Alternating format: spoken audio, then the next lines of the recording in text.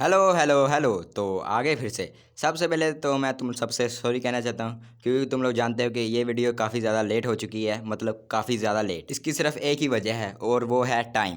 Time को manage करने में काफ़ी ज़्यादा टाइम लग रहा है, लेकिन फिक्र करने की कोई बात नहीं। मैं अब रुकने वाला नहीं, मैं अपने चैनल को एक बड़ा चैनल बना के ही रहूँगा। मगर वीडियोस आती रहेंगी, थोड़ी सी देर हो सकती है या फिर थोड़ी सी ज़्यादा देर हो सकती है, मगर तुम लोगों को वीडियोस मिलती रहेंगी। और मेरा टारगेट है कि एक साल के अंदर मैं इस चैनल पर 200 वीडियोस अपलोड कर दूँ। हाँ जानता हूँ मुश्किल है, मगर नामुमकिन नहीं, तो हम लोग कर सकते हैं ये, और मैं ये करके ही रहूँगा। तो यार बातें बहुत होगी, अब बढ़ते हैं अपनी वीडियो की तरफ। तो आज तुम लोग और मैं देखने वाले हैं एक हॉलीवुड मूवी जिसका नाम है दी मैग। सच कहूँ तो मुझे ये मूवी काफ़ी अच्छी लगी थी और इसलिए मैंने कहा कि तुम लोगों के साथ मिलकर आज ये मूवी देखते हैं। तो शुरू करते हैं इस वीडियो को बिना किसी देर के। तो कहानी शुरू होती है और हम लोग देखते हैं कि एक सबमरीन जो कि समुद्र में 11,000 मीटर की गहराई में फंसी हुई है। वैसे तुम लोग एक बात बताओ, इन्हें क्या पड़ी हुई थी जो समुद्र में इतनी गहराई में गए? मैं तो कभी ना जाता यार। तो यहाँ पर एक सी डाइवर्स की टीम इन्हें रेस्क्यू करने के लिए आई है, जिनमें कहानी का लीड हीरो जोनस भी है। तो ये सब फंसे हुए लोगों को एक सबमरीन से दूसरी सबमरीन में लेकर जा रहे होते हैं, मगर तभी सबमरीन को एक जोरदार टक्कर लगती है और कुछ लोगों को हल्की फुल्की चोटें लग जाती हैं। तो इससे सब लोग परेशान हो जाते हैं, मगर तभी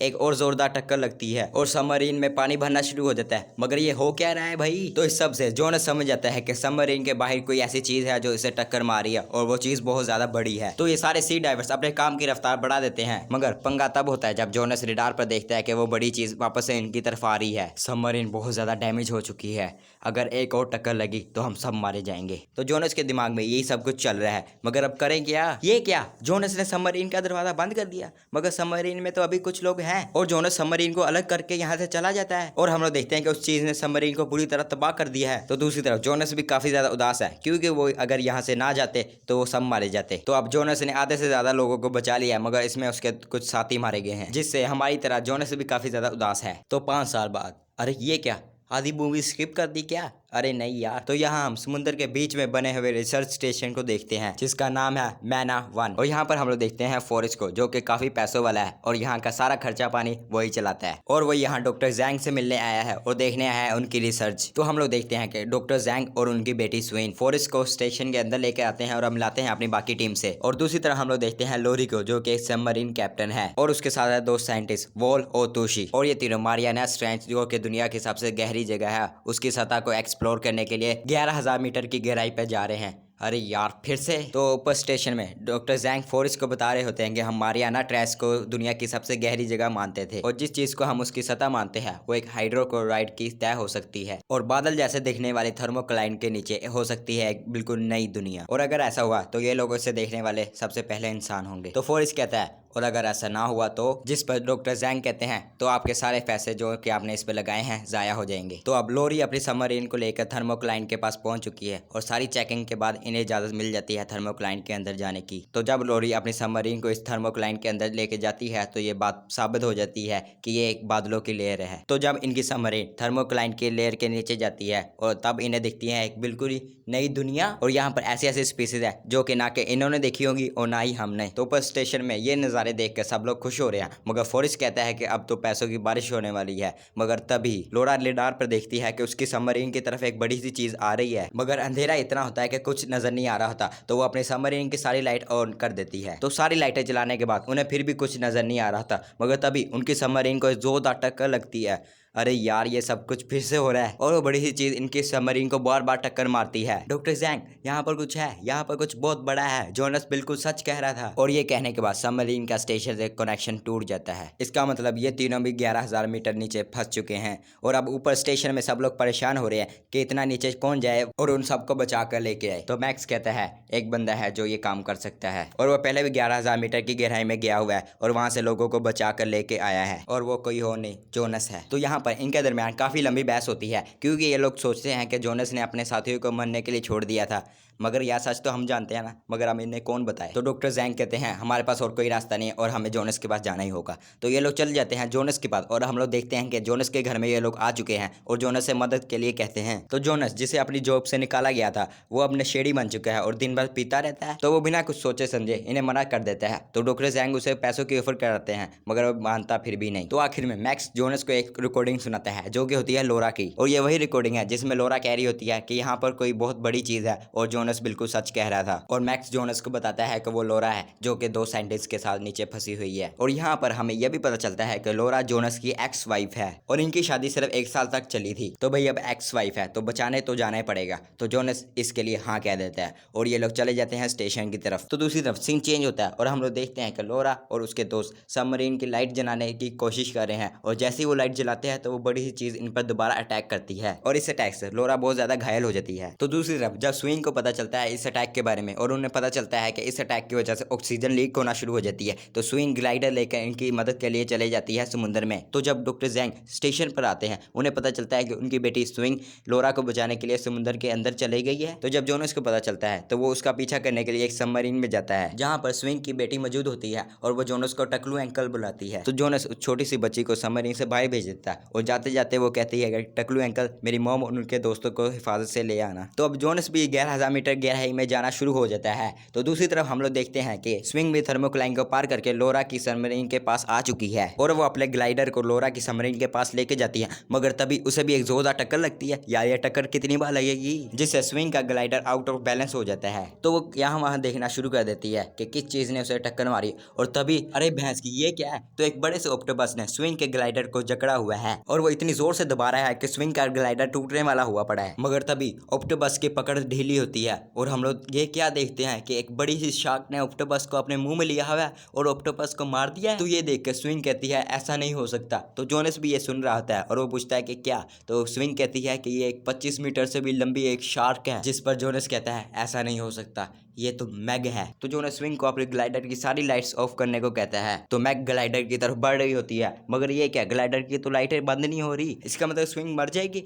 अरे नहीं यार, तो जोनस कौन सा हीरो हुआ। तो जोनस वहां पर आ जाता है और अपनी सबमरीन की सारी लाइटें जला देता है और मैग इसकी तरफ अट्रैक्ट हो जाती है और इसका पीछा करना शुरू कर देती है। तो जोनस स्विंग से कहता है कि तुम्हारा ग्लाइडर डैमेज हो चुका है और तुम्हें यहाँ से जाना होगा। तो स्विंग यहाँ से चले जाती है। तो जोनस जल्दी से मैग से बचकर अपनी सबमरीन को लोरा की सबमरीन से जोड़ देता है और वो 2 लोगों को सबमरीन से निकाल लेता है। मगर तभी वो रिडार पर देखते हैं कि मैग उनकी तरफ वापस आ रही है। तो तोशी जो कि लास्ट में बचा होता है वो ये सब देख रहा होता है और वो ये नहीं चाहता कि उसकी वजह से सारे मारे जाएं। तो वो अपनी सबमरीन को दूसरी सबमरीन से अलग कर देता है और जोनस की सबमरीन पानी से ऊपर चले जाती है और हम लोग देखते हैं कि मैग पूरी तरह सबमरीन को तबाह कर देती है और जोनस इस बार फिर से अपने मिशन से मायूस होकर वापस जा रहा होता है। और इस बार भी पिछली बार की तरह जोनस की इस सब में कोई गलती नहीं थी। तो आखिरकार ये लोग आ चुके हैं स्टेशन पे और ये लोग लोरा को भेज देते हैं ट्रीटमेंट के लिए क्योंकि वो बहुत ज्यादा घायल है। तो अब दूसरी तरफ ये लोग मीटिंग कर रहे होते हैं और ये सब हैरान होते हैं कि मैग अभी तक जिंदा है क्योंकि वो 20 लाख साल पहले ही इस दुनिया से खत्म हो चुकी है। और वहाँ ये बात कर रहे होते हैं कि मैग कितनी ताकतवर है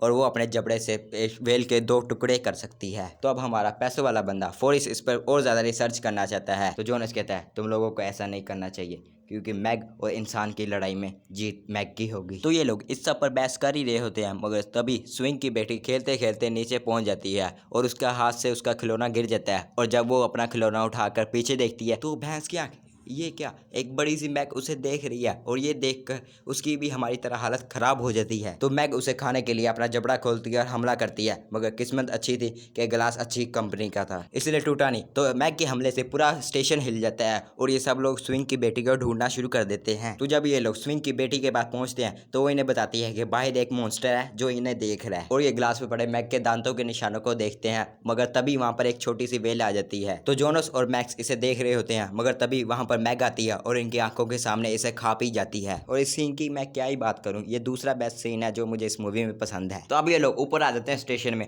और ये लोग और भी ज्यादा हैरान है क्योंकि मैग को तो नीचे होना चाहिए और वो खुले समंदर में क्या कर रही है। तो इन्हें पता चलता है कि जो ऑक्सीजन लोरा की सबमरीन से लीक हुई थी उसने एक थर्मोक्लाइन में एक बहुत बड़ा छेद बना दिया है जिसमें से 1-2 मैग आराम से आ सकती है। मगर ऐसा सिर्फ एक बार हुआ है और थर्मोक्लाइन अब नॉर्मल हो चुकी है, मगर जिसने आना था वो तो आ चुकी है, वो मैग यहाँ पर आ चुकी है यार। तो ये लोग अभी स्टेशन में होते हैं और इन्हें पता चलता है कि इनके स्टेशन से कुछ दूरी पर 2 बोटों पर हमला किया है, वो भी मैग ने। तो ये लोग भी एक तगड़ी शिप निकालते हैं, उस जगह पे जाते हैं जहाँ पे मैग ने हमला किया था, मगर वहां पर इन्हें मिलता है बोटों का टूटा हुआ मलबा। तो ये लोग डिसाइड करते हैं कि इन्हें मैग को मारना होगा वरना वो ऐसी बहुत सारी शिप को तबाह करती रहेगी। तो मसला ये है कि मैग एक जगह पर टिक के बैठती नहीं है, तो इन्हें लगाना होगा उस पर एक GPS ट्रैकर। मगर एक मसला और भी है कि ये लोग अपनी शिप को मैग के पास नहीं ले जा सकते क्योंकि उसने पहले ऑलरेडी काफी सारी है ना शिप को डिस्ट्रॉय कर दिया है। तो अब इनमें से किसी एक को तैर के जाना होगा और मैक पर लगाना होगा एक GPS ट्रैकर। मगर जाएगा कौन? तो जोनस लगाता है पानी में छलांग और वो जाता है तैरते तैरते मैक के पास और शूट कर देता है GPS ट्रैकर उसके गिल्स में। तो भाई साहब GPS ट्रैकर लग चुका है और अब बारी है जहर इंजेक्ट करने की। तो इस काम की जिम्मेदारी लेती है स्विंग। जोनस उसे ऐसा करने से मना करता है मगर स्विंग कहती है कि वही ये काम करेगी। तो प्लान ये है, स्टेप 1 एक तगड़े शार्क केज में बैठ के मैक के सामने जाना। स्टेप 2 जैसे मैक पास आए उसके मुंह में जहर इंजेक्ट कर देना और जहर इंजेक्ट हो भी गया तो स्टेप 3 मैक से अपनी नजरें हटा लेना ताकि बाद में वो इसका सीख कबाब बना के खा जाए। स्टेप 4 मैक के जबड़े में फंस जाना और बाद में मदद के लिए पुकारना जोनस को। तो ये था प्लान। स्विंग अब फंसी हुई है मैक के जबड़े में। उसी सब चक्कर में स्विंग की ऑक्सीजन गैस भी लीक होना शुरू हो जाती है जिससे उसकी सांस फूलना शुरू हो जाती है। तो जोनस को मैदान में उतरना पड़ता है और वो छलांग लगाता है पानी में और स्विंग को वहां से बचा के ले आता है। मगर अभी वो शिप पे आ ही रहे होते हैं कि मैक उनकी तरफ तेजी से आती है मगर वो शार्क केज की मजबूत तारों में फंस जाती है और जहर अपना असर दिखा देता है और मैक वही फंसे फंसे मर जाती है। तो अब सीन चेंज होता है और अब स्विंग की भी हालत अच्छी है और जैसे वो शिप पे ऊपर आती है और देखती है कि मैक उनके शिप पर है। अरे यार ये है मैक, इसका सीक्वा बन गया। तो मैक को मारने के बाद ये लोग बहुत ज्यादा खुश है और मैक के साथ फोटो वगैरह खिंचवा रहे हैं। तो मैक मारी गई है, इसका मतलब मूवी खत्म। अरे नहीं, और तभी पानी में से निकलती है एक और मैक और वो पहली वाली मैक को अपने जबड़े में फंसा कर पानी में ले जाती है जिससे इनकी शिप उलट जाती है। इसका मतलब एक और मैक जिंदा है। तो इस वाकये में डॉक्टर जैंग भी मारे जाते हैं। तो फोरिस अपनी मदद के लिए 2 बोर्ड को मंगाता है जिसमें बैठ के ये लोग स्टेशन वापस आ जाते हैं। तो डॉक्टर जैंग मर चुके हैं जिससे स्विंग को बहुत ज्यादा अफसोस हुआ है और मुझे भी यार। मगर ये क्या, फोरिस को भी इस सबसे बहुत ज्यादा दुख हुआ है और वो कहता है कि डॉक्टर जैंग की मौत के बाद वो इस स्टेशन को बंद करने वाले हैं और वो कहता है कि उसने मैक के बारे में चाइनीज सोल्जर्स को बता दिया है और वो बहुत जल्द मैक को मारने आ रहे हैं। तो ये सब कहने के बाद फोरिस वहां से हेलीकॉप्टर में बैठ के चला जाता है। अरे यार फोरिस तो एक अच्छा बंदा है मगर नहीं, फोरिस एक कमीना बंदा है और वो मैक को खुद मारना चाहता है और मैक की डेड बॉडी से पैसे कमाना चाहता है। तो ये लोग हेलीकॉप्टर से बम गिराते हैं मैक पर मगर जब ये वहां जाते हैं तो इन्हें पता चलता है कि इन्होंने मैक को नहीं मारा बल्कि एक बड़ी वेल को मारा है। तो फोरिस ये समझ जाता है कि मैक उनके बिल्कुल नीचे है तो वो बोर्ड को स्टार्ट करने का कहता है मगर जैसे ही बोर्ड स्टार्ट होती है तो वो फिसल के नीचे गिर जाता है। तो उसके साथ ही यहाँ से चले जाते हैं मगर मैक फोरिस को खा जाती है। इसके साथ तो यही होना चाहिए था। तो अब सीन चेंज होता है और जोनस और मैक्स को भी पता चल चुका है कि फोरिस ने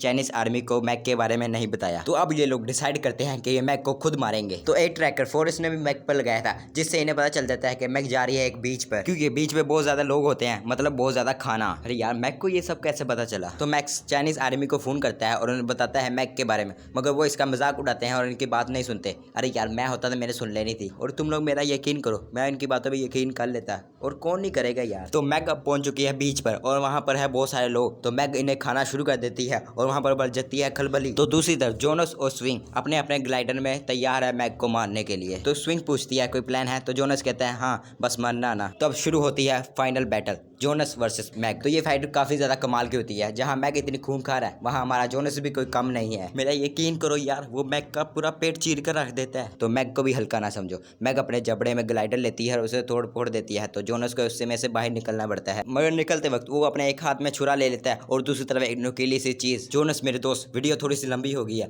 मगर फिर भी इस मैक को ना छोड़ना। तो जोनस अपना खंजर मैक के जिस्म में घुसा देता है और मैक ऊपर की तरफ तैरना शुरू कर देती है और हमारा दोस्त जोनस भी साथ साथ है। तो मैक पानी से बाहर निकलती है और लंबी सी छलांग मारती है और हमें देखने को मिलता है ये मजे का सीन। और जोनस हवा में वो नुकीली चीज मैक की आंखों में घुसेड़ देता है और ये सीन काफी मजे का होता है और मैक और जोनस दोनों पानी में वापस गिर जाते हैं। मगर मैक की हालत बहुत ज्यादा खराब हो चुकी है, उसका पूरा पेट कट चुका है और उसकी आंख में वो लोहे की चीज घुस चुकी है। तो इसका मतलब जोनस ने मैक का कुत्ता बना दिया भाई। तो मैक काफी ज्यादा तड़पना शुरू कर देती है मगर तभी वहां पर बहुत सारी छोटी छोटी शार्क आ जाती है और उसे खाना शुरू कर देती है और इसी तरह मैक भी मारी जाती है और छोटी छोटी शार्क को मिलती है एक बड़ी दावत। तो अब बारी है हैप्पी एंडिंग की, सब लोग खुश हैं और जोनस और स्विंग में चक्कर चल रहा है और यहीं पर ये शानदार मूवी खत्म हो जाती है। तो बस अब चलते हैं, काफी ज्यादा गर्मी हो रही है यार और बहुत जल्द मैं तुमसे मिलूंगा और ये अगली वीडियो बहुत जल्द आएगी। मिलेंगे एक और शानदार मूवी में। ओका बाय।